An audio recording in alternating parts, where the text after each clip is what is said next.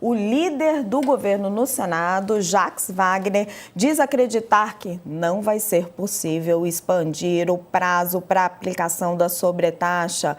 O líder do governo no Senado, Jacques Wagner, reconheceu nesta segunda-feira que vai ser muito difícil conseguir adiar o prazo para as tarifas de 50% sobre produtos brasileiros entrarem em vigor em 1º de agosto. Sobre as expectativas da semana, ele afirmou: expectativa positiva, apesar da dificuldade, mas quem está lá acompanhando tudo em loco e vai trazer as informações para a gente, que chegou com pouquíssimo tempo porque está na correria, é ela, Mari Sanches. Mari, eu ainda não tinha tido a oportunidade de falar ao vivo com você, mas preciso dizer que seu trabalho é um espetáculo. Essa menina é um furacão de apurações, é uma atrás da outra e uma matéria melhor que a outra. Minha querida, conta, como é que estão as coisas por aí? Pelo jeito, o Wagner está dizendo, olha, vai ser muito difícil. Também estava falando agora com o pessoal do Itamaraty, parece que o ministro também não está muito animado, não deve ser recebido, mas é você que está em loco.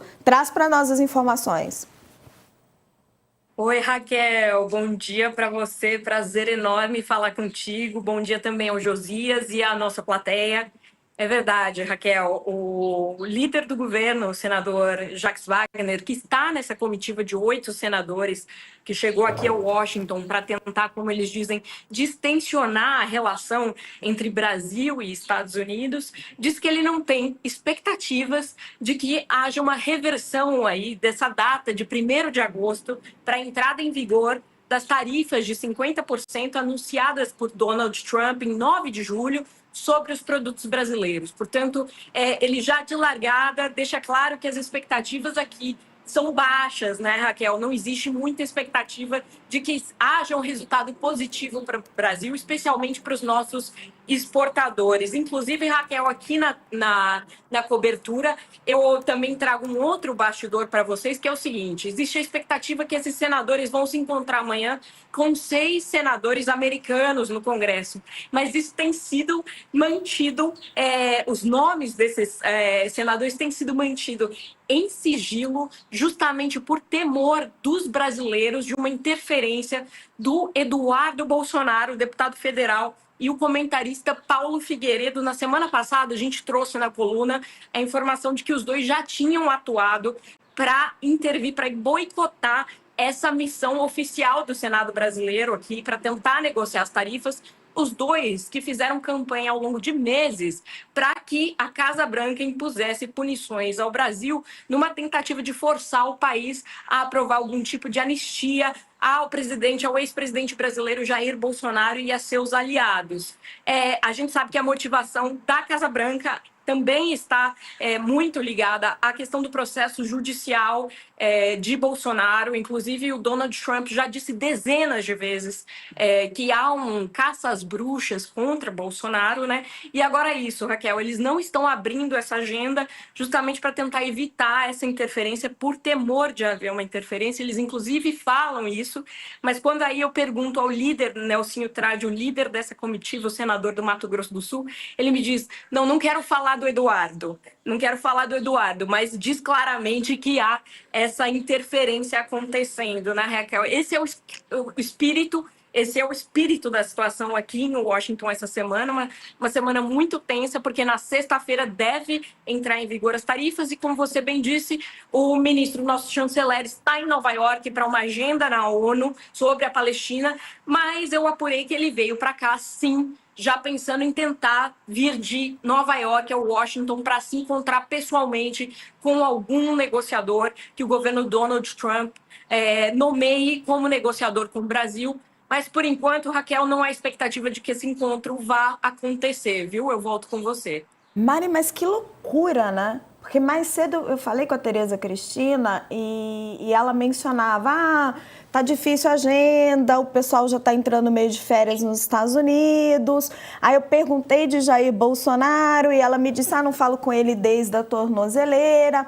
Agora, é uma loucura, o Eduardo está fazendo esse trabalho para boicotar o trabalho dos senadores, e o fato de muitos desses senadores que estarem aí serem apoiadores ou apoiadores do bolsonarismo ou simpatizantes da direita. Eles fazem parte de partidos do Centrão, eles eles estão ligados a partidos de centro-direita.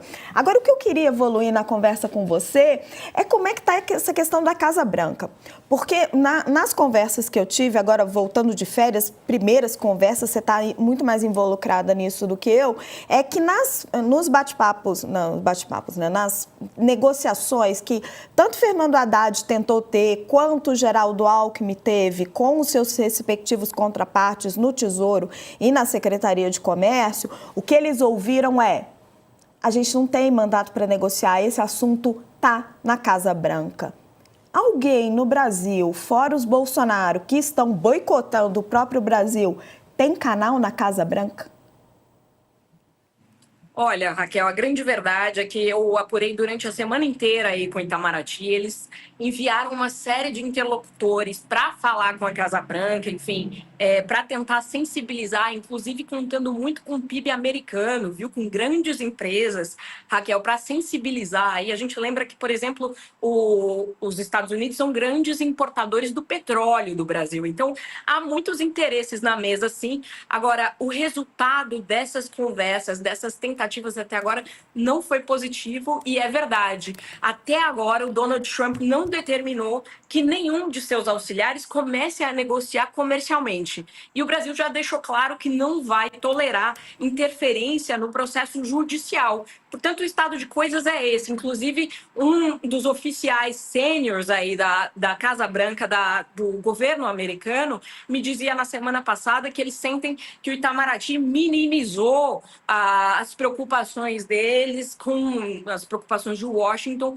com Jair Bolsonaro. Mas eu conversei, inclusive, com o Tom Shannon, que foi embaixador dos Estados Unidos no Brasil, e ele me disse que a posição do Itamaraty é óbvia, que não faz sentido negociar a soberania num acordo comercial, né? Então, assim, estamos travados nesse momento. O Shannon acredita que vai levar um tempo ainda para a Casa Branca entender que o Brasil não vai ceder neste ponto e que só depois disso é que haverá abertura aí para uma negociação que se atenha às questões comerciais. Mas a grande verdade é que, nesse momento, o Trump não quer ouvir falar de etanol, não quer ouvir falar de terras raras, não quer ouvir falar de petróleo. O assunto que o interessa nesse momento é Bolsonaro, e esse assunto o Brasil não vai negociar, Raquel. Perfeito. Mari, tendo novidades aí, nos chame. E eu sei que você está correndo, está cheio de coisa para fazer. Então, eu quero te agradecer muito. Muito obrigada, Mari. E, de novo, parabéns. Essa repórter não para, é daquelas, que corre atrás da notícia. Um beijo, minha querida. Boa sorte. Eu que agradeço. Um beijo para vocês, e a gente volta com certeza aí ao longo da semana com muita novidade. Um beijo para vocês. Vamos conversando. Tchau. Um beijão. Gente, você que está nos acompanhando pela TV, aquele intervalo bem curtinho, a gente volta já já. Josias, o que você achou dessas informações que Mário nos trouxe? Mais cedo eu tinha falado também com um senador que está lá, e ele disse que, graças a essa interferência do Eduardo Bolsonaro, houve inclusive o cancelamento. Eles estavam prevendo conversar com um parlamentar da Flórida, um republicano da Flórida, estavam animados porque era um republicano do partido do Trump, e tiveram que cancelar, porque o sujeito foi abordado lá pelo Eduardo Bolsonaro e refluiu, simplesmente cancelou o encontro que teria com os senadores brasileiros. Então é muito triste que você tenha um quinta coluna do Brasil atuando para sabotar uma missão oficial do Senado brasileiro, né? Agora, também é impressionante a forma como esses senadores reagem às investidas do Eduardo Bolsonaro, evitando fazer críticas. Passou da hora de tratar o Eduardo Bolsonaro como ele deve ser tratado, né? De tirar as luvas de pelica, porque este personagem é muito desqualificado para que, mesmo os senadores simpáticos ao Bolsonaro, continuem tratando como se fosse um moleque que não merecesse atenção. Merece atenção, até porque a licença que ele tinha tirado na Câmara venceu. Ele agora é um deputado, em tese, de volta ao exercício do mandato e ao contra-cheque de deputado federal, e tem que ser tratado como a conjuntura pede, como um traidor passível de punição. Eu estava olhando a Constituição brasileira, Raquel. E a Constituição prevê já no artigo 1º lá que o Brasil é uma república federativa e o Estado democrático de direito é pressuposto dessa república. E tem lá como primeiro fundamento a soberania. O parágrafo único desse artigo inaugural da Constituição estabelece que todo poder emana do povo que o exerce por meio dos seus representantes eleitos. O Eduardo Bolsonaro foi eleito pelo Estado de São Paulo, um dos mais prejudicados com esse tarifaço do Trump, e precisa honrar os votos que recebeu. O regimento interno da Câmara estabelece lá no artigo 1º, no artigo 3º, perdão, que é dever do deputado promover a defesa do interesse público, da soberania nacional.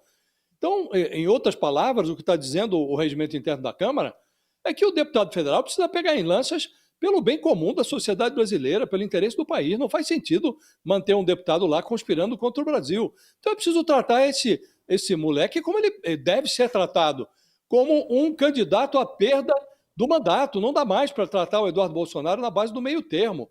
Ou o Congresso expurga esse personagem dos seus quadros, Josias. tornando, inclusive, inelegível, ou se desmoraliza junto com ele, né?